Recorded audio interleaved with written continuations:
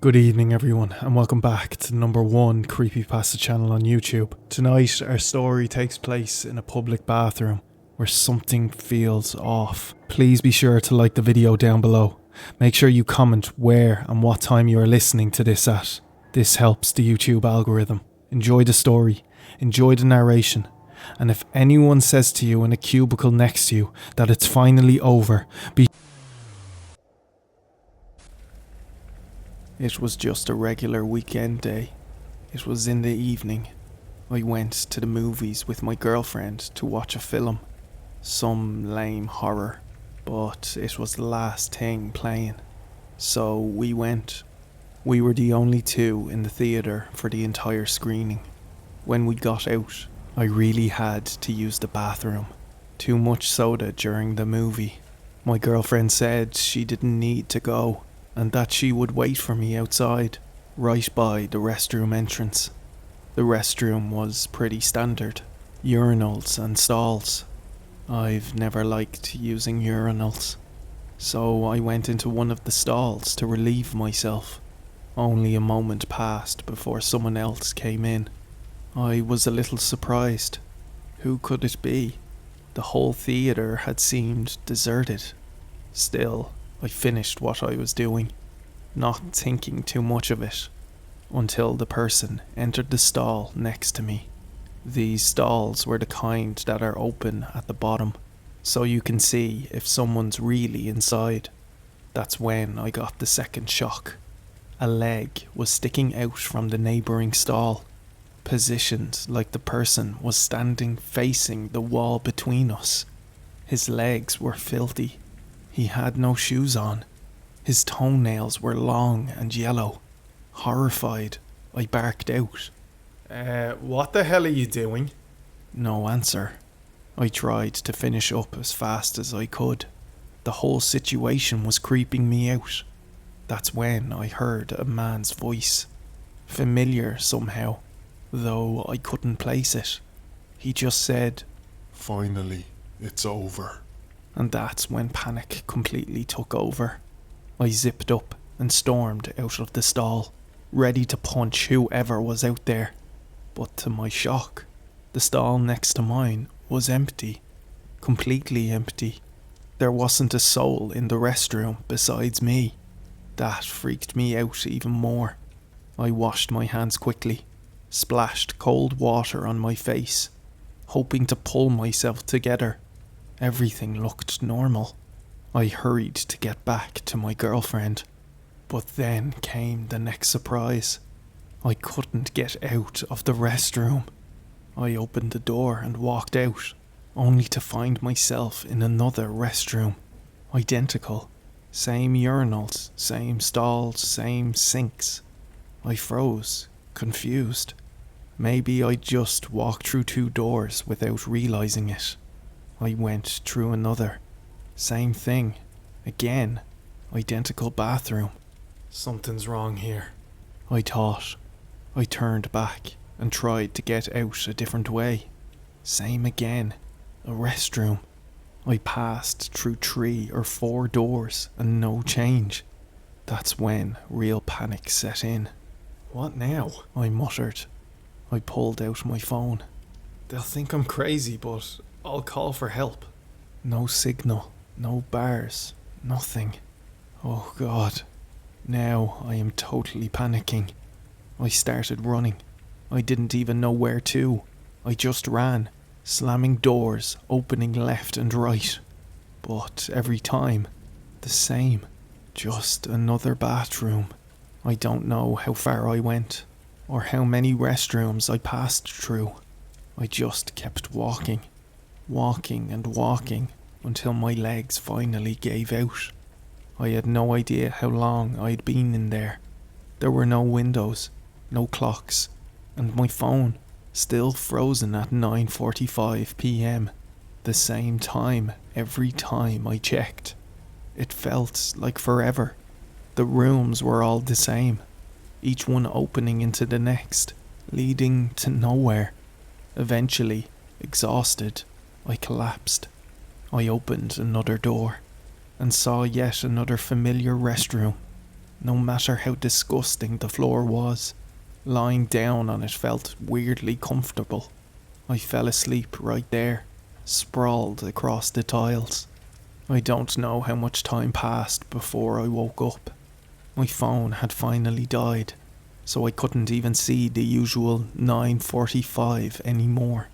But my cracked lips and gnawing hunger told me one thing for sure. I'd been trapped in this nightmare for a while, and as hopeless as it felt to wake up still in that bathroom, I knew I couldn't just stay there. I had to get out, somehow, even if the door wouldn't let me. My first plan was to find water. That didn't take long to figure out, given I was in a bathroom with at least 6 sinks. And sure enough, water flowed. Ice cold, fresh water. It would even be warm if I turned the handle the right way. That felt like half a victory already. From all the survival documentaries I'd obsessively watched, I knew a person couldn't live more than 3 days without water.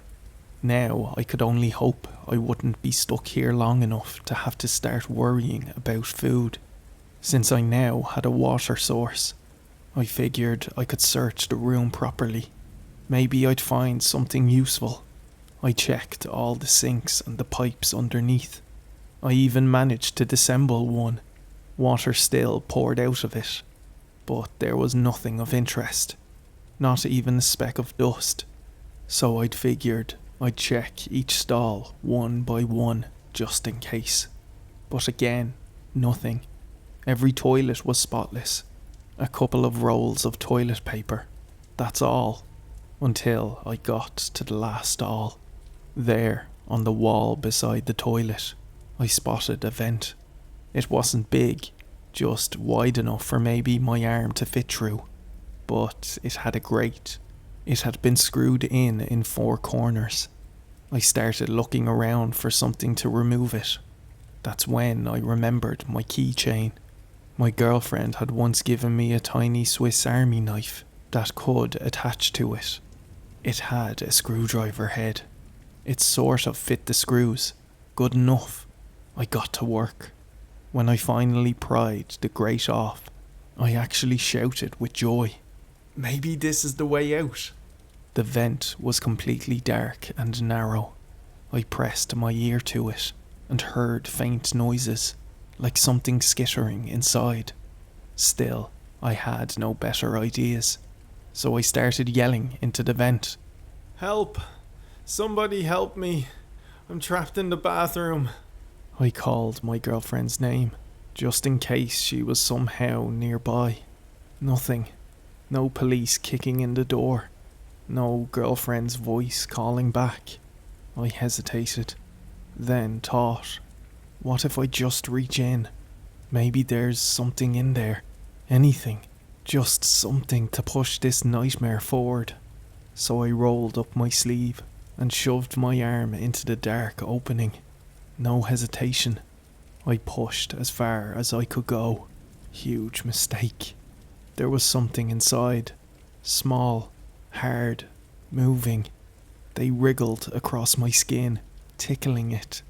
I screamed. Yes, a grown man, shrieking like a little kid. I yanked my arm back as fast as I could. That's when I saw them. Cockroaches, crawling up and down my arm. Small, brown, sluggish. Dozens of them. I screamed again, more out of rage this time, swiping them off as fast as I could. I've never been afraid of bugs, not really. But this time, this was too much. I stumbled out of the stall, furious. I don't think I've ever cursed that much in my life. I yelled for minutes straight, just shouting how much I hated this place and how badly I wanted to get out. But no one heard me. The restroom looked the same as always, except now it was slightly torn apart. I'd had enough. I needed to get out. I was sick of this place. The white tiles, the pristine stall doors, and especially The stupid mirrors above the sinks, where I had to look at myself. In a rage, I ran to the door and threw it open as hard as I could. But, of course, nothing changed. Just another identical bathroom. I screamed at the top of my lungs, like a man losing his mind. I sat there on the bathroom floor, staring blankly ahead. To my right, I'd propped open the exit door with a trash can and saw that behind it was just another bathroom. I did the same thing to the door on my left. Same view. Identical restrooms stretching in both directions. Not a single difference. I considered bracing open more doors in each direction, but honestly, I didn't have the energy anymore. And now I had a new problem anyway. Hunger. Deep, crawling, maddening hunger. I had no idea how long I'd been there. At some point I'd fallen asleep again. I had realised that if I lay completely still on the floor, the motion sensor lights would switch off, so I could sleep normally. The dark even helped me trick myself into feeling like I wasn't really stuck in a bathroom at all. But this time, waking up, the hunger hit hard. I felt weak, powerless. My thoughts came sluggish and broken. I couldn't even think straight, didn't want to. What was the point? That's when I heard the scuttling sounds. They were familiar. I'd heard them before. That's because it was the cockroaches. But this time, they weren't coming from the vent. They were spilling out of the pipes I'd previously dismantled beneath one of the sinks, falling out as if someone were tossing them through the pipe at me. They crawled lazily across the floor, clearly unbothered by my presence. Just another part of the scenery. That's when all those survival shows I used to watch came flooding back. My brain flipped the switch. No, you're not dying of starvation in here. Suddenly, I knew what I had to do. Everything clicked into place. I grabbed the 2 small metal trash cans I'd been using to wedge open the doors. I turned on one of the taps, the hottest water I could get, and placed a can underneath, filling it to the brim. It didn't boil, but it steamed, and it felt hot enough. I placed the other can beneath the broken pipe, and the cockroaches immediately began falling in. They didn't even try to escape. It was like they were waiting for it. My next brilliant idea: gut them. I mean, you don't just eat any part of an animal, right? Probably goes for the same with bugs. So I pulled out my tiny Swiss Army knife, once again proving to be incredibly useful, and started butchering them, one by one. I sliced off anything that didn't look edible, anything too hard, anything that seemed like armor or shell. What was left were soft, pale, fleshy little chunks. Looked like, I don't know, chicken maybe. I told myself it might taste like chicken too. I forced myself not to think about the guts running down my hand, or the rotten smell they gave off. I just dropped the little edible bits into the hot water, one by one, hoping the bath might at least make them feel cleaner, easier to swallow. Soon, 40 or 50 bits of cockroach meat floated in the steaming can, and I'll admit something, I was proud of myself. I felt like a proper survivor, not lost in the Amazon rainforest, no, just lost in this endless public restroom. But now came the hard part, actually eating them. I grimaced, I stalled, but my stomach twisted with hunger again, and I had no choice. Surprisingly, it wasn't that bad. Worse than I expected in some places. Bitter, mostly where I hadn't cleaned them well enough. I spit those parts out, but the rest, I got it down. I couldn't believe I was sitting on a bathroom floor, eating half-cooked cockroaches like soup. But I felt full, kind of, enough to think clearly again, back to the real goal, getting out of here.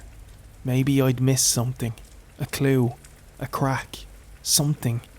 So I just kept going, one bathroom after another, trying to spot even the tiniest differences. I don't know how long that lasted. At some point, I fell asleep again, just from exhaustion. But I did learn some things. Every room is the same. Every sink, every stall, every mirror. Exactly the same. Except they're not in a loop. I'm not walking in circles. These rooms open into each other. Forward, not backwards. I tested it. I marked a stall. Walked through a few more bathrooms. Came back. The mark was still there. So I am moving. Just not toward anything I understand. Also, water's always available. Cockroaches too. So, like it or not, I've got food and water covered. As far as survival goes, I'm fine. Well, sort of.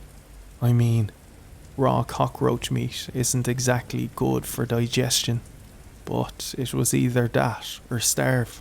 After waking from what I think was my second nap, I made a decision.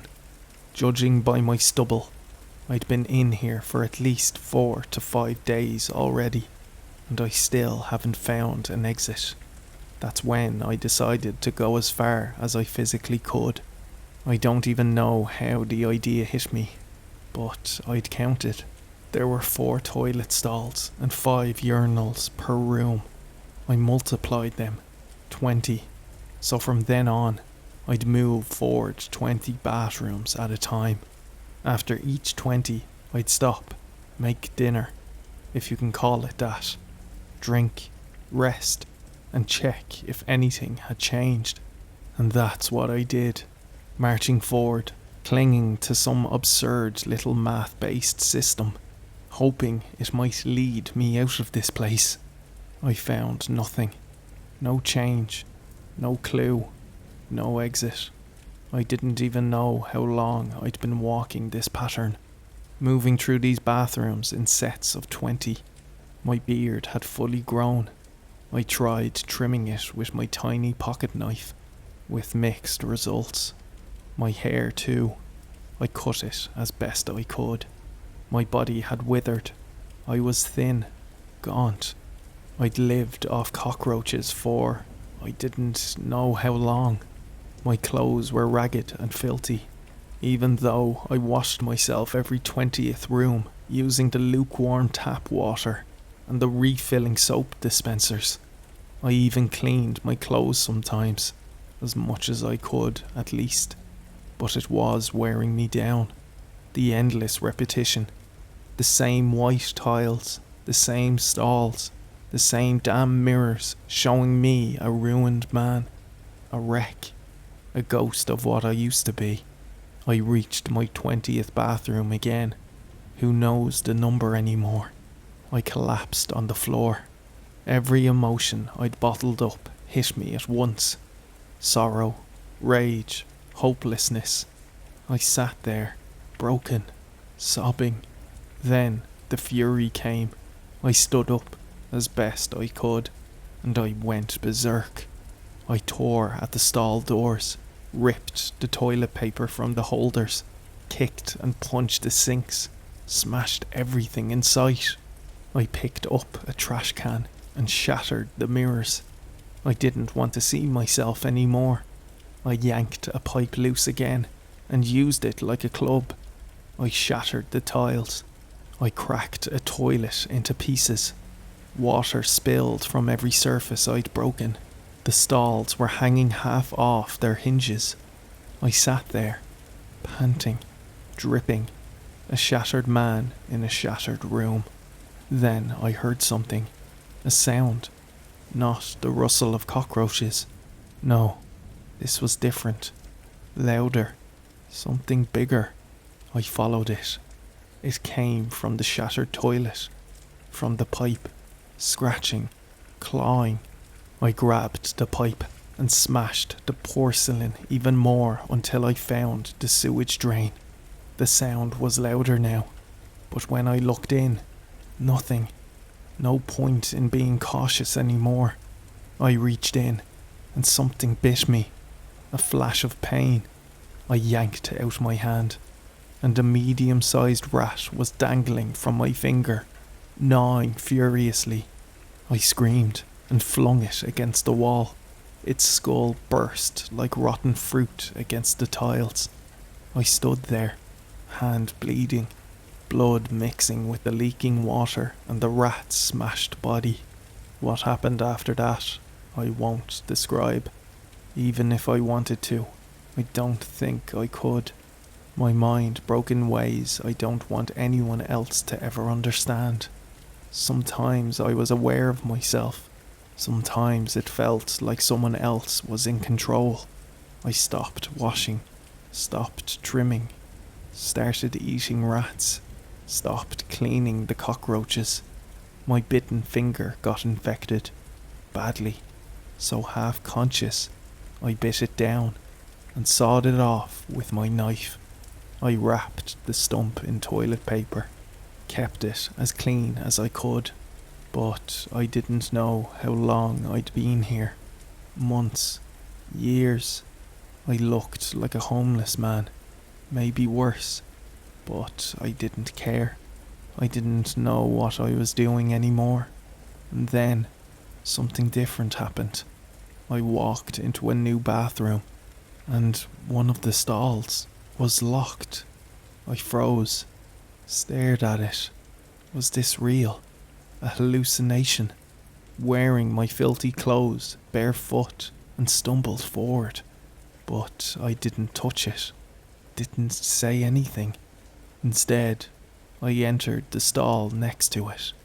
I stood between the locked stall and mine, then rested my forehead against the wall, and then I heard it. A voice, familiar, a man's voice, angry, confused but unmistakably familiar. And I smiled, because I knew this moment. I had been here before.